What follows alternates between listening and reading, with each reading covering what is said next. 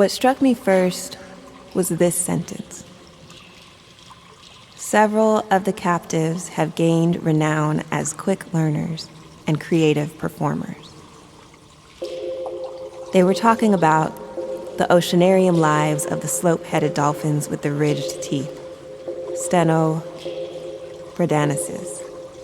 But I thought they were talking about you and me and all of our brilliant friends who've had to learn so fast, perform so creatively here in our captivity. I kept reading.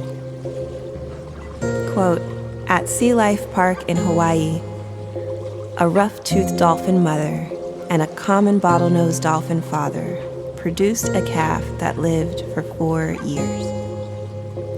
The lifespan of this dolphin should be 32 years. What happened? I researched Sea Life Park, which celebrates its hybrids, advertises on its site right now that you can swim with a wallfin, says they teach children about genetics with a special creature who is part bottlenose, part false killer whale, or was it melon-headed whale, or was it? 140 dolphins have died in captivity at Sea Life Park. The ones who are hybrids are marked as unspecified dolphin or porpoise in all capital letters. Also, none of their causes of death are listed definitively. But I dug, and I dug, as if morbidly compelled, and I found the hybrid calf who lived 4 years. And according to this death record, it had no name, but hybrid, steno, mammo, in all capital letters. There is a 1974 article in the Journal of Mammalogy about this captive dolphin and her tragic story. Her mother was born in the open ocean and captured in 1969 while pregnant. Shortly after arriving at Sea Life, newly captive, she had a miscarriage. What did they name her? Makalani, the eye of heaven. God is watching. At the time that she became pregnant again, she was captive in a tank with 2 male bottlenose dolphins. The article does not characterize this as a breeding scheme, more like an aquatic housing crisis. But who knows? 3 months before she gave birth, she was placed in a different tank with 2 female dolphins of her same species. She gave birth around 4 p.m. on October 4th, 1971. Scientists were allowed to come to the facility, but not to measure the newborn or anyone else. If this dolphin lived, she would not only be a hybrid between 2 different dolphin species, but what they had also defined as 2 different dolphin families. A big deal. A small dolphin. Female. Showing signs of both species, swimming clockwise around her mother perpetually. The other female dolphins with her helped the mother release her umbilical cord. As a mother, Makalani was protective. Slapped a trainer who tried to move the young dolphin, which scientists referred to based on her talent for following her mother. The precocious youngster, they called her. Makalani attacked another person who tried to touch the baby.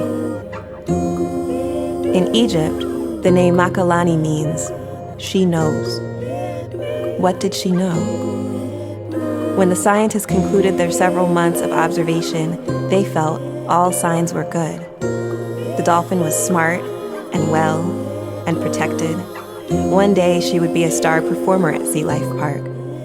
In their article, they proposed that maybe she was proof that those 2 different dolphin families weren't different families after all. What a victory for dolphin unity, conservation, education. This article is cited again and again in studies on dolphin hybridity. But, according to the death records, she died in 1975 at 4 years of age. Was Mammo her name? Her cause of death is left completely blank. The other causes of death at Sea Life are disturbing when listed. Food poisoning, malnutrition, brain hemorrhages, multiple stillbirths, killed by another dolphin. What would be incriminating enough for this facility not to list at all? It leads us to fabulation. The death records say Makalani died 2 years earlier. Was it the loss of her mother at 2 years old that did it? Did they separate the dolphins, try to breed the mother again? Were Makalani's actions against trainers in protection of her child too disruptive for the sea life way of living? Was it a housing problem? A feeding problem? An unanticipated function of being a dolphin that had never before existed in captivity? Keiko Conservation, the organization that republished the death records online, says that Sea Life Park should be shut down. The Sea Life Park website says you can swim with dolphin hybrids and eat a meal with your family at an authentic nightly luau today if you want. They don't say anything about a once famous hybrid who lived only to be 4, her mother, who died 4 years after capture, or the dozens of spinner dolphins, bottlenoses, sea lions, seals, who have died in their care over their 40-year existence. Scientists who depend on dolphin and whale captivity for their research protest the use of what they call biased terms, like emotional, majestic, children, solitary confinement, in documents about marine mammals in captivity, because you might think of these animals as people you know, as parents, as prisoners, as relatives, as friends. Are they wrong? I am related to all marine mammals. I am related to all those in captivity. I am writing this in honor of my great-grandmother Edith, who was not the only woman in our lineage to die captive in an asylum. They say she died of a broken heart after the death of her young son, my great-uncle, a disabled child who I never heard of until I found his name on an old census report and asked the question. He died in captivity too, after great-grandma Edith succumbed to pressure from her community, and especially my great-grandfather, after whom little John Gibbs was named. Pressure to place him in an institution. He died there on his first day in captivity. I have not seen the cause of his death in there. Captives learn quick, perform creatively, or else.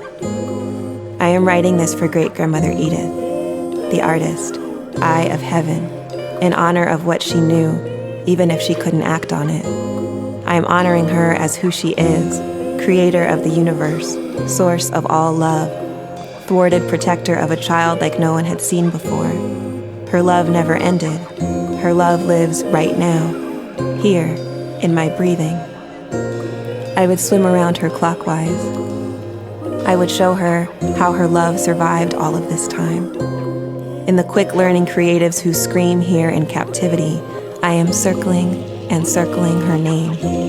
I am writing this for great-uncle John Gibbs, the forgotten, the reclaimed, the proof that what they said family was not family, with a witness that is not too late to create structures of care that honor his existence, to unlearn the hiding and the shame. What I need to say is, you are, and the walls around your life, and the silence around your death, and the language work to erase you and remove you from me is not stronger than my grief, because my grief is fueled by love and I yet claim you.